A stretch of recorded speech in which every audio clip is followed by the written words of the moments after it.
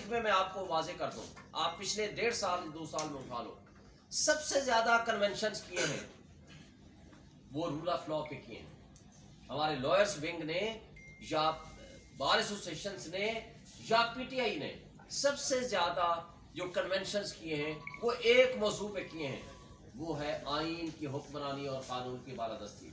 چونکہ یہ وہ چیز ہے کہ جس ملک میں رول آف لا نہیں ہوگا وہاں افراتفری ہوگی، وہاں انتشار ہوگا، وہاں بددلی ہوگی، وہاں اداروں کے اوپر لوگوں کا اعتماد نہیں ہوگا، بڑے چھوٹے کی تمیز اور تفریق ختم ہو جائے گی، قانون اور انصاف کا برابری کا سلوک کی بجائے قانون اور انصاف کا مذاق اڑایا جانے لگے گا، قانون اور انصاف کے دوہرا معیار جب سامنے آئے گا تو ریاستی ادارے بھی وہ بے وقت ہو جائیں گے، وہ ڈسکریڈٹ ہو جائیں گے، اور اس صورت میں ہمارے پاکستان میں سیاسی تناؤ میں اضافہ ہوتا ہے، سیاسی عدم استحکام میں اضافہ ہوتا ہے۔ آپ نے ماضی قریب میں دیکھا پچھلے 1 سال سے، یعنی مارچ سے لے کر آج تک، یہ پچھلے جب تک خان صاحب جیل نہیں گئے، جتنے جلسے کیے پاکستان کی تاریخ سے سب سے بڑے جلسے تھے، اور اس کے ساتھ صرف پاکستان میں نہیں ہوتا تھا، ایک شہر میں نہیں ہوتا تھا، ایک شہر میں جلسہ ہوتا تھا، پورے پاکستان میں وہ جلسے کی کوریج دکھائی جاتی تھی۔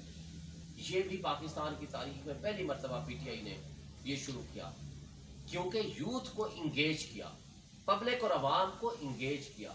لیکن مسئلہ یہ تھا کہ اس کے ساتھ ایفیکٹ کیا ہوا؟ ایفیکٹ یہ ہوا کہ پاکستان کی تاریخ میں کسی موقع پہ کسی جگہ بھی ایک گملہ نہیں ٹوٹا۔ آپ ہمیں کہتے ہو آپ پرتشدد والی بات کرتے ہیں، مجھے بتائیں پاکستان کی تاریخ میں یہ پہلی دفعہ ہوا ہے کہ ایک جماعت جو پی ٹی آئی ہے اس کے اوپر تشدد ہوا پچھلے 1.5 سال میں۔ 25 مئی کو میں خود گواہ ہوں، میں صدر تھا اسلام آباد ہائی کورٹ بار کا، جب ہم یہاں آئے تو سارے کے راستے بلاک تھے، میں نے پٹیشن فائل کی تھی، آپ سارے صحافی برادری دوست ہمارے جانتے ہو، اور سپریم کورٹ نے کہا تھا کہ آپ پرامن طریقے سے ساری چیزوں کو آپ مینیج کریں۔ صرف ایک شہر لاہور میں 500 وکیل ایک دن میں گرفتار ہوئے، اور اس کو سپریم کورٹ کے حکم سے ہم نے ان کو چھڑوایا تھا۔ اور جن پہ تشدد کیا جا رہا تھا، یاد ہوگا آپ کو، جس بس سے اتارے جا رہے تھے، وہ ایک شخص کو کہتے ہیں یہ وکیل نہیں ہے، اس پہ تشدد نہ کرو۔ یہ تھا ان کا طرز عمل، رانا ثناء اللہ صاحب کی زیر سرپرستی یہ سب کچھ ہو رہا تھا۔ لیکن افسوس سے ہمیں کہنا پڑتا ہے کہ جن لوگوں نے فاشزم کو پروموٹ کیا، فروغ دیا، وہ آج یہ کہہ رہے ہیں کہ پی ٹی آئی جی پرتشدد سیاست کر رہی ہے۔ بڑے افسوس سے یہ کہنا پڑتا ہے۔ ہم نے ہمیشہ رول آف لا، آئین کی بالادستی اور قانون کی حکمرانی کے لیے بات کی ہے۔ تشدد ہمارے اوپر ہوا ہے اور آج تک تشدد کا سلسلہ جاری و ساری ہے۔ آج مجھے بتائیں کہ 2-3 دن پہلے علی نواز اعوان کو اور عامر کو اٹھایا گیا، وہ کہاں ہے؟ آئین آپ کا کہتا ہے، آئین کا آرٹیکل 10 کہتا ہے کہ اگر کسی کو گرفتار کرو گے تو 24 گھنٹے کے اندر within 24 hours نیئرسٹ جو میجسٹریٹ ہے اس کے سامنے آپ اس کو پیش کرو، اور اگر نہیں کرو گے یہ سب سے بڑا جرم ہے، کیونکہ بنیادی حقوق پہلی چیز ہے جو انسانی اور بنیادی حقوق کا تحفظ دیا جاتا ہے، اور جہاں بنیادی حقوق کا تحفظ نہیں ہوتا وہاں ناکام ریاستیں کہلاتی ہیں۔ آج ہم کدھر جا رہے ہیں دیکھیں۔ اور پھر لیول پلینگ فیلڈ کی جب ہم بات کرتے ہیں، آپ لورا لنگڑا اگر الیکشنز کی طرف لے جاتے ہیں، ہمیں موقع نہیں دیتے، آپ زور زبردستی پہ جو 80% 90% جس کی پاپولرٹی ہے اس کو آپ کرش کر کے اس کے بندے اٹھا لیتے ہیں، موقع نہیں دیتے، آپ چوں کا مربع بنا کر کے ایک لے آتے ہو جو پچھلے 16 مہینوں میں آپ نے ایڈونچر کر کے دیکھ لیا۔ کیا ہوا؟ ملک کا، ملک کی معاشی تباہی ہوگی، ملک کا بیڑا غرق ہو گیا۔ اور اس انداز اور اس حالت سے مجھے بتائیں اس وقت پاکستان متحمل نہیں ہو سکتا ایسے ایڈونچرز کی، اس لیے کہ معاشی تباہی آپ کی اتنی ہو چکی ہے کہ اگر ایسی حرکتیں کریں گے تو ریاست کی جڑیں کھوکھلی کرنے کے مترادف ہوگا۔ وجہ کیا ہے؟ کہ اس لیے کہ آپ کو ایکسپورٹ بڑھانی ہے، آپ کو اوورسیز کا ٹرسٹ حاصل کرنا ہے، ان سے پیسے لے کر آنے، آپ نے رول آف لا قائم کرنا ہے تاکہ لوگ آپ کے اوپر اعتماد کر کے انویسٹمنٹ لے کر آئیں، اس لیے کہ انٹرنیشنل انویسٹر آپ کے پاس آئے۔ اور اگر آپ کے حکمرانوں کا پیسہ ملک سے باہر پڑا ہو، ان کی پراپرٹیز باہر ہو، ان کے بچے باہر ہو، उनका बिजनेस बाहर हो, तो मुझे बताओ इन्वेस्टर कैसे आप पे बिलीव करेगा कि इनकी पॉलिसीज वाकई ऐसी होंगी जो इस मुल्क के रहने वाले या इस मुल्क में इन्वेस्टमेंट करने वालों के बेनिफिशियल होगी। तो जब आपके ऊपर मिसट्रस्ट हो जाएगा तो फिर लोग नहीं आएंगे, फिर इन्वेस्टमेंट नहीं आएगी, उसका नुकसान क्या होना है?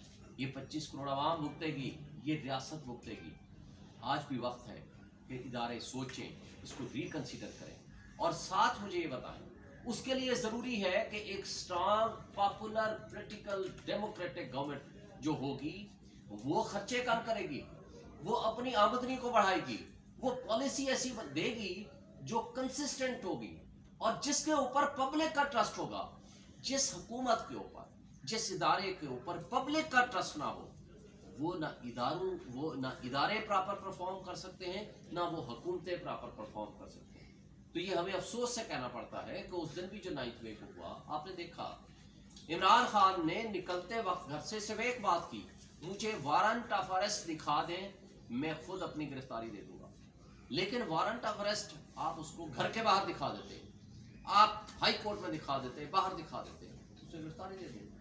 लेकिन आपने जरूर वो तरीका वारदात अडॉप्ट किया कि अमले को तशद्दुद का निशाना बनाया, हाई कोर्ट के ऊपर अटैक किया, उसके सीसीटीवी फुटेजेस उठा के ले गए और वकीलों को तशद्दुद का निशाना बनाया और जिस बदतरीन अंदाज से मिसबिहेव करते हुए उनको उठा के ले गए। तो ये क्या था? और हमने कभी सुप्रीम कोर्ट के ऊपर अटैक नहीं किया।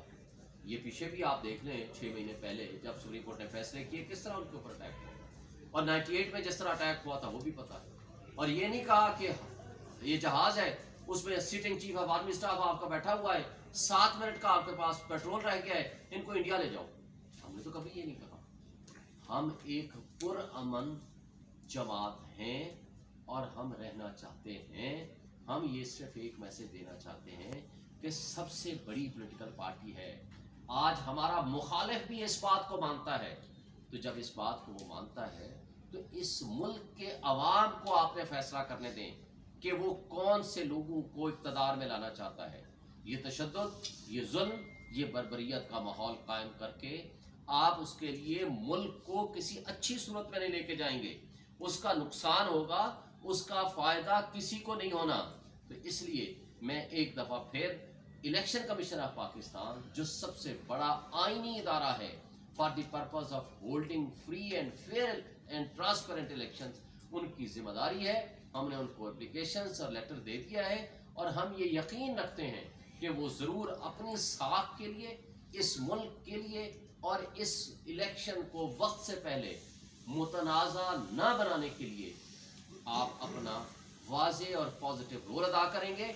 और केयर टेकर से भी, स्पेशली प्राइम मिनिस्टर से भी मैं ये मुतालबा करता हूँ कि आप टीवी में बैठ के तो हर जगह पे कहते हो कि फ्री एंड फेयर इलेक्शन होगा, सबको मौका मिलेगा, लेकिन ये जो मौका दे रहे हैं कि आज इलेक्शंस की तारीख आ गई है 8 फरवरी सुप्रीम कोर्ट की इंटरवेंशन से, इस तारीख के बाद अब हर किसी को आप मौका देंगे, और अगर नहीं देंगे तो पब्लिक, अवाम, लोग, इंटरनेशनल वर्ल्ड आपको देख रही है। ऐसे डिस्क्रेडिटेड इलेक्शंस का नुकसान होगा, रियासत को किसी लिहाज से उसका कोई फायदा नहीं। Thank you.